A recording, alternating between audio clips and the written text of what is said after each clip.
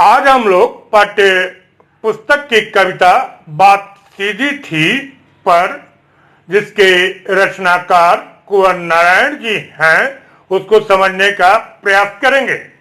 उस समझने के क्रम में सर्वप्रथम कुंवर नारायण जी का संक्षिप्त परिचय, कविता का परिचय और तीसरा बिंदु कविता का सारांश एवं चौथा एवं अंतिम बिंदु होगा व्याख्या एवं काव्य सौंदर्य, जिसके तहत हम लोग पूरे पाठ को 3 भागों में विभाजित कर लेंगे और प्रत्येक भाग का संदर्भ, प्रसंग, व्याख्या एवं काव्य सौंदर्य समझने का प्रयास करेंगे।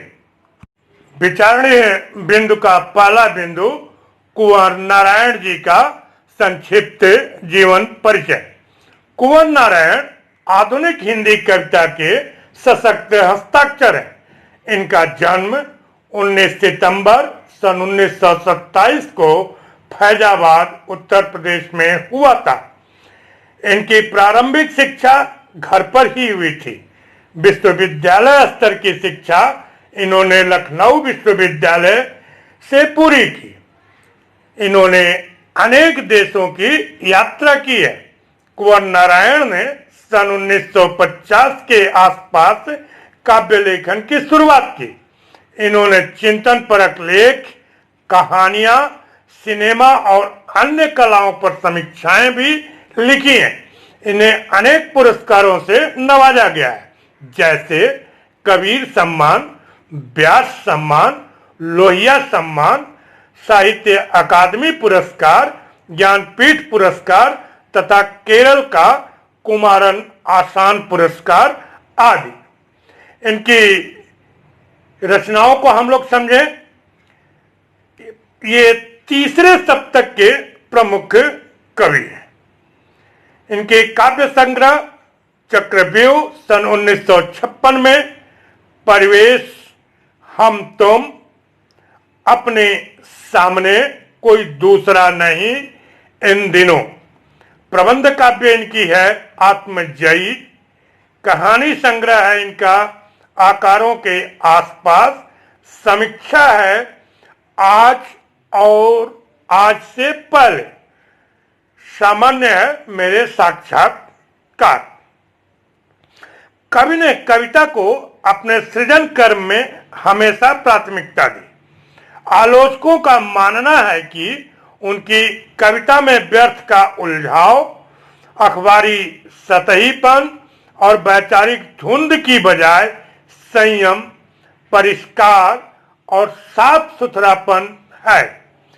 कुंवर जी नारायण नगरीय संवेदना के कवि हैं। इनके यहाँ विवरण बहुत कम है, परंतु व्यक्तिक तथा सामाजिक वापों का तनाव पूरी व्यंजकता में सामने आता है। इनकी तटस्थ वितराग दृष्टि नोच खसोट, हिंसा प्रतिहिंसा से सामे हुए एक संवेदनशील मन के आलोड़नों के रूप में पढ़ी जा सकती है। भाषा और विषय की विविधता इनकी कविताओं के विशेष गुण माने जाते हैं। इनमें यथार्थ का खुरदरापन भी मिलता है और उसका सहज सौंदर्य भी। सीधी घोषणाएं और फैसले इनकी कविताओं में नहीं मिलते, क्योंकि जीवन को मुकम्मल तौर पर समझने वाला एक खुलापन इनके कवि स्वभाव की मूल विशेषता है। क्रम को आगे बढ़ाते हैं और कविता से परिचित होने का प्रयास करते हैं। यह कविता कोई दूसरा नहीं, कविता संग्रह से संकलित है। इसमें काव्य के द्वंद्व उकेरते हुए भाषा की सहजता की बात की गई है।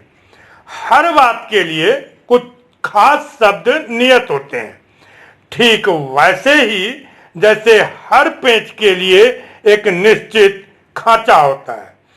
अब तक जिन शब्दों को हम एक दूसरे के पर्याय के रूप में जानते रहे हैं, उन सबके भी अपने अर्थ होते हैं। अच्छी बात या अच्छी कविता का बनना सही बात का सही शब्द से जुड़ना होता है। और जब ऐसा होता है तो किसी दबाव या अतिरिक्त मेहनत की जरूरत नहीं होती, वह सहूलियत के साथ हो जाता है। सही बात को सही शब्दों के माध्यम से कहने से ही रचना प्रभावशाली बनती है। क्रम को पुनः आगे बढ़ाते हैं और कविता के सारांश को समझते हैं। बात सीधी थी, पर में भाषा की सरलता और सहजता को रेखांकित किया गया है। कवि का कहना है कि हमें सीधी सरल बात को सीधे सरल शब्दों में कहने का प्रयास करना चाहिए। भाषा के प्रदर्शन के फेर में पढ़ते ही बात उलझने लगती है। जैसे जैसे कवि उलझाव से निकलने का प्रयास करता है, जटिलता और अधिक बढ़ने लगती है। कुछ लोग इस उलझाव का समर्थन करते हैं। परिणाम स्वरूप बात का मूल प्रभाव नष्ट हो जाता है। कहने वाला भाषा की जटिलता से तंग आकर जोर जबरदस्ती करने लगता है। इस प्रकार वह चाहे अनचाहे अनाड़ी बन जाता है। अब हम लोग आज के विचारणे बिंदु का अंतिम बिंदु, पूरी कविता का व्याख्या, जिसको हम लोग 3 भागों में विभाजित कर लेंगे पूरी कविता को, और प्रत्येक भाग का संदर्भ, प्रसंग, व्याख्या एवं काव्य सौंदर्य को समझने का प्रयास करेंगे। पुस्तक पर ध्यान दें। पहला खंड, बात सीधी थी पर एक बार भाषा के चक्कर में जरा टेढ़ी फंस गई। उसे पाने की कोशिश में भाषा को उल्टा पलटा, तोड़ा मरोड़ा, घुमाया फिराया कि बात या तो बने या फिर भाषा से बाहर आए। लेकिन इससे भाषा के साथ साथ बात और भी पेचीदा होती चली गई। आइए इसके संदर्भ को देखते हैं। प्रस्तुत काव्यांश हमारी पाठ्य पुस्तक आरोह भाग 2 में संकलित कविता बात सीधी थी पर से ली गई है। इसके रचनाकार कुंवर नारायण जी हैं। आइए इसके प्रसंग को देखते हैं। इस कविता में भाषा की सहजता की बात कही गई है और बताया गया है कि अक्सर चमत्कार के चक्कर में भाषा दुरूह हो जाती है। आइए इन पंक्तियों की व्याख्या को देखते हैं। कवि कहता है कि वह अपने मन के भावों को सहज रूप से अभिव्यक्त करना चाहता था, परंतु समाज की प्रकृति को देखते हुए उसे प्रभावी भाषा के रूप में प्रस्तुत करना चाहा, पर भाषा के चक्कर में भावों की सहजता नष्ट हो गई। कवि कहता है कि मैंने मूल बात को कहने के लिए शब्दों, वाक्यांशों, वाक्यों आदि को बदला, फिर उसके रूप को बदला तथा शब्दों को उलट पुलट कर प्रयोग किया। कवि ने कोशिश की कि या तो इस प्रयोग से उसका काम बन जाए या फिर वह भाषा के उलट फेर के जंजाल से मुक्त हो जाए, परंतु कवि की कोई भी सफलता नहीं मिली। उसकी भाषा के साथ साथ कथ्य भी जटिल होता गया। अब इन पंक्तियों के काव्य सौंदर्य को देखें। इस पद्यांश का कथ्य सौंदर्य इसकी सरलता में निहित है। कथ्य के अनुरूप कविता के शब्द सहज, सुंदर, सरल और अर्थपूर्ण हैं। इससे अभिव्यक्ति की सरलता का भाव स्वयमेव प्रकट हो गया है। कवि ने भाषा की कृत्रिमता, जटिलता और बनावट पर कटाक्ष करने के लिए उल्टा पलटा, तोड़ा मरोड़ा, घुमाया फिराया जैसे शब्दों का सही सार्थक प्रयोग किया है। ये शब्द युग्म सार्थक शब्दों से निर्मित हुए हैं।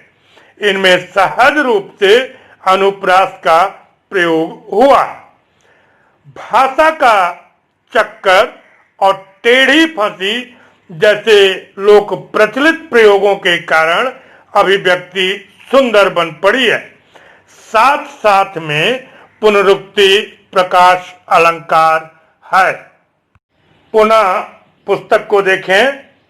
सारी मुश्किल को धैर्य से समझे बिना मैं पेज को खोलने के बजाय उसे बेतरह कसता चला जा रहा था, क्योंकि इस कर्तव्य पर मुझे साफ सुनाई दे रही थी तमाशबीनों की शाबाशी और वाह वाह। आइए इसके संदर्भ को देख लें। प्रस्तुत काव्यांश हमारी पाठ्य पुस्तक आरोह भाग 2 में संकलित कविता बात सीधी थी पर से ली गई है। इसके रचनाकार कुंवर नारायण जी हैं। इन पंक्तियों के प्रसंग को देख लें। इस कविता में भाषा की सहजता की बात कही गई है और बताया गया है कि अक्सर चमत्कार के चक्कर में भाषा दुरूह हो जाती है। आइए अब इन पंक्तियों की व्याख्या को देखें। भाषा के चक्कर में फंसी बात को धैर्यपूर्वक सुलझाने की बजाय कभी उसे और अधिक कोशिश करके उलझाता चला गया। जिस प्रकार पेच ठीक से न लगे तो उसे खोलकर फिर से लगाने की बजाय उसे कोई जबरदस्ती कसता चला जाए। कवि को बात के साथ जबरदस्ती इसलिए करनी पड़ी क्योंकि उसकी इस बेवकूफी पर वाह वाह करने वाले और शाबाशी देने वाले लोगों की संख्या कम नहीं थी। वे जटिल पेचदार भाषा बनाने पर बधाई और प्रोत्साहन दिए जा रहे थे। इस कारण वह भी भाव और भाषा दोनों को जटिल बनाता चला गया। आइए इन पंक्तियों के काव्य सौंदर्य को देखें। तमाशबीन में छिपा व्यंग बहुत दूर तक मार करने में सक्षम है। प्रायः दर्शक, श्रोता और प्रशंसक अपनी अकारण शाबाशी से कवि को भ्रमित कर देते हैं। तब कभी भी पाठकों की वाहवाही लूटने के लोभ में अपनी वाणी को जटिल बनाता चला जाता है। कर्तव्य शब्द भी व्यंग्यपूर्ण है। जानबूझकर भाषा को कठिन करना साधना नहीं, कोई कर्तव्य या करिश्मा ही हो सकता है। कवि ने पेच कसने के बिंब द्वारा अपनी बात स्पष्ट की है। इससे कथ्य सजीव और प्रभावी बन पड़ा है। दृश्य बिंब रूपकाती शोक्ति अलंकार में प्रयोग हुआ है। बेतरह विशेषण बहुत सुंदर बन पड़ा है। इसमें अतार्किक होकर बात घुसोड़ने का भाव निहित है। इस पद्यांश की भाषा को लोक प्रचलित हिंदी कह सकते हैं। मुश्किल, कर्तव्य, साफ, तमाशबीन, शाबाशी उर्दू शब्द है। धैर्य संस्कृत शब्द है। पुनः पुस्तक पर ध्यान दें। आखिरकार वही हुआ जिसका मुझे डर था। जोर जबरदस्ती से बात की चूड़ी मर गई और वह भाषा में बेकार घूमने लगी। हार कर मैंने उसे कील की तरह उसी जगह ठोक दिया। ऊपर से ठीक ठाक, पर अंदर से न तो उसमें कसाव था न ताकत। बात ने जो एक शरारती बच्चे की तरह मुझसे खेल रही थी, मुझे पसीना पोंछते देखकर पूछा, क्या तुमने भाषा को सहूलियत से बरतना कभी नहीं सीखा? आइए इसके संदर्भ को देखें। प्रस्तुत काव्यांश हमारी पाठ्य पुस्तक आरोह भाग 2 में संकलित कविता बात सीधी थी पर से ले गई है। इसके रचनाकार कुंवर नारायण जी हैं। आइए इसके प्रसंग को देखते हैं। इस कविता में भाषा की सहजता की बात कही गई है और बताया गया है कि चमत्कार के चक्कर में भाषा कैसे दुरूह और अप्रभावी हो जाती है। आइए इन पंक्तियों की व्याख्या को देखते हैं। कवि अपनी बात कहने के लिए बनावटी भाषा का प्रयोग करने लगा। परिणाम स्वरूप वही हुआ जिसका कवि को डर था। जैसे पेच के साथ जबरदस्ती करने से उसकी चूड़ियां समाप्त हो जाती हैं, उसी प्रकार शब्दों के जाल में उलझकर कवि की बात का प्रभाव नष्ट हो गया और वह बनावटीपन में ही खो गई। उसकी अभिव्यंजना समाप्त हो गई।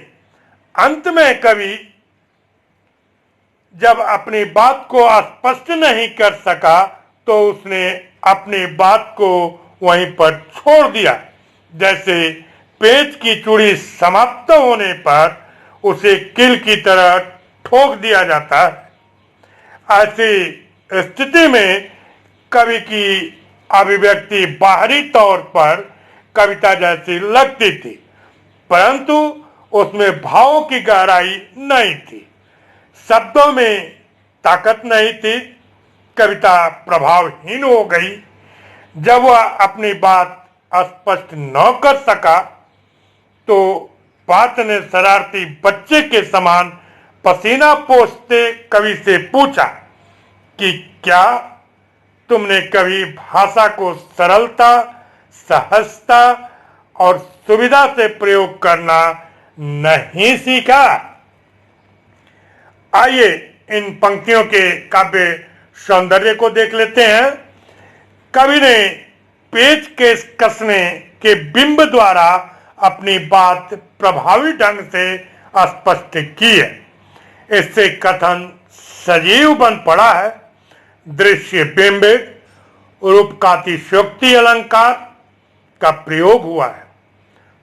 बात की चूड़ी मरना कथन के प्रभाव का बिल्कुल नष्ट हो जाना है।